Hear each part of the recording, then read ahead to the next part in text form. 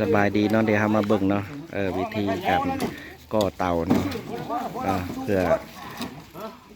ก่อเตาเพื่อเผาศพเนาะ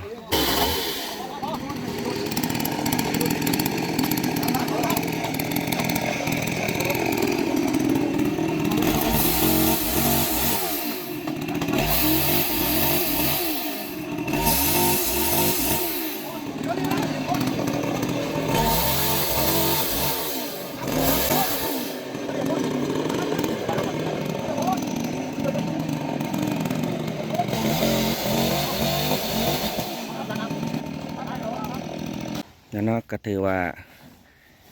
หลังจากทั้งเจ้าภาพเพิ่นเนาะมาก่อเอาฟืนมาก่อเตา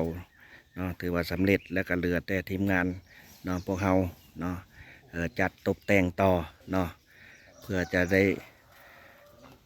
ปลงศพทั้ง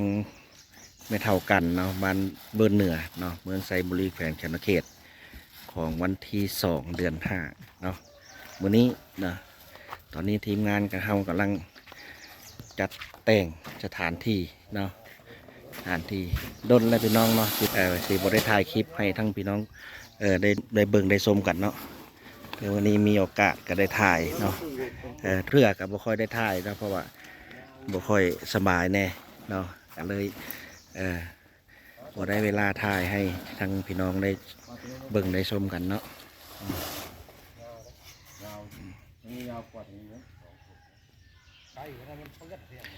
ตอนนี้ทีมงานเรากำลังเกี่ยมปูผ้าเนาะ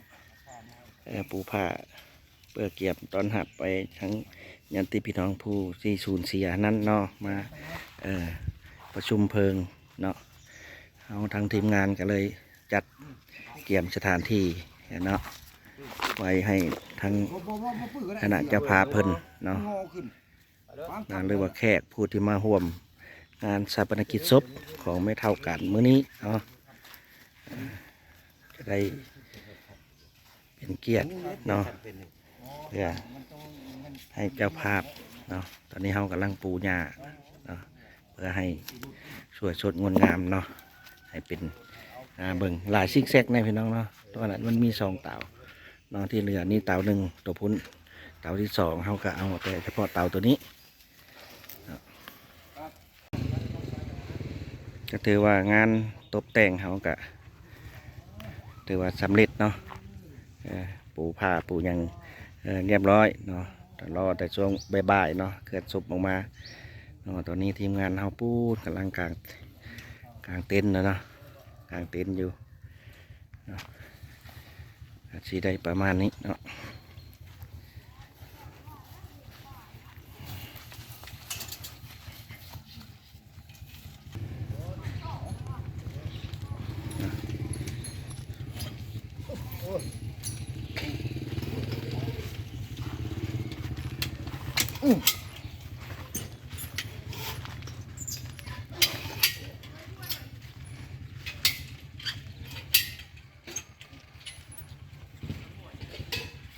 โอเคเจอกันตรงบ่ายเนาะ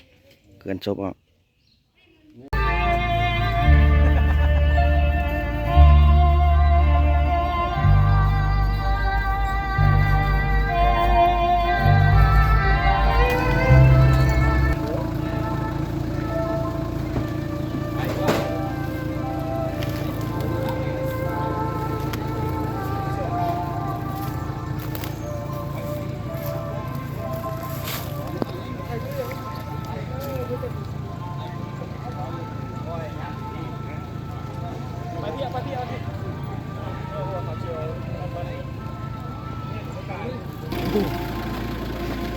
เอาหัว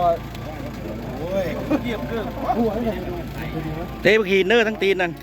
ตั้งชาวมากนี่แหละ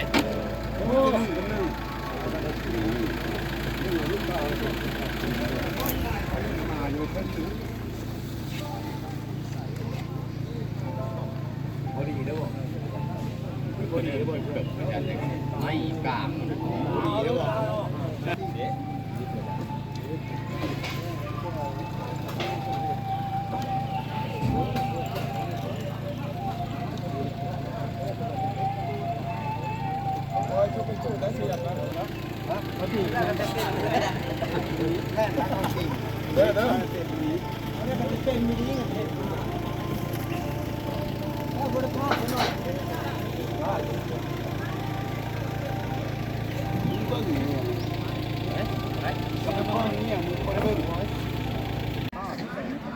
ผ้าใส่กระบุมี ตะเก้าคือว่าคัดดีแท้อันนี้ก็ดีคัดผ้า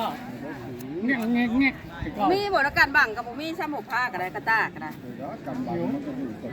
กันนั่นอาจจะ มี ว่า แต่งผ้าขาวเนาะตามประเพณีเนาะที่เฮ็ดกันมาเนาะ เงี้ยเงี้ย ตั้งแต่ปู่ย่าตายายมันก็ตามอีกของประเพณีเนาะก่อนจะมีการวางเพลิงก็ได้แต่งผ้าขาวเนาะให้ผู้เสียผู้วายชนนั้นได้กินเนาะได้กินได้ทานเนาะเดี๋ยว กระตากนี่ดอกประวัติ เป็นขนมผู้ดีได้บาทนี่มันมีไม่อยู่นี่ป้าพุ่นน่ะ บ้านอยู่พี่ก็อยู่ดีมีเอง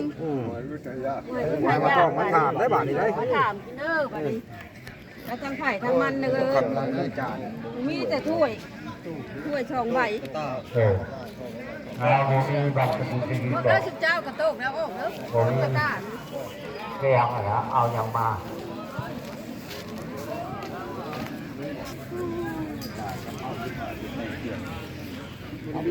อ้าวถ้วยก็บ่มีได้ได้จังหวะเห็นไหมนะ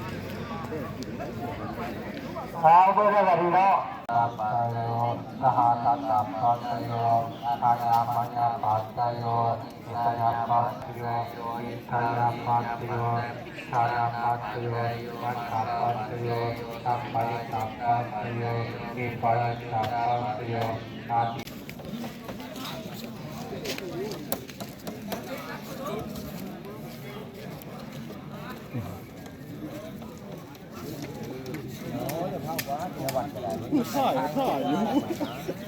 ไม่เป็นแต่เรื่องนะ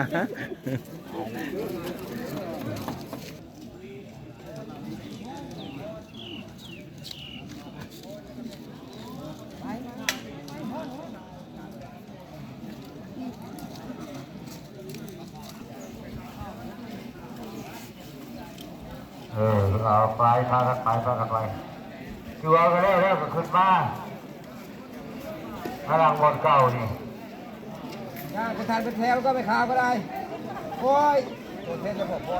เพกับเพดอกที่ว่าแค่เป็นที่ขาในคิดอย่างนี้แหละจะมาคิดเลย จับก็ได้จับก็ได้จับก็ได้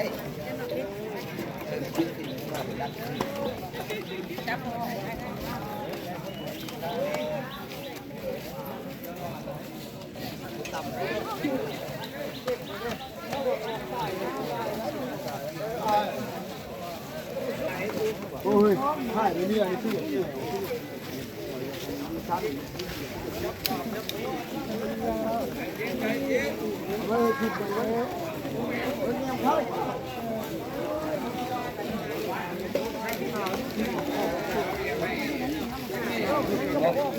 ก็ทำนี่แบบหมวกไม่ออก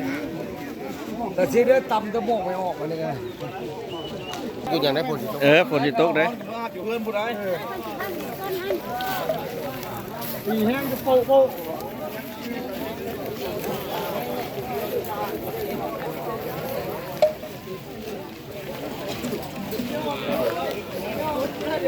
ผู้เดียวบกมาเก๊ะตายเลยสิมาแล้วก็แล้ว น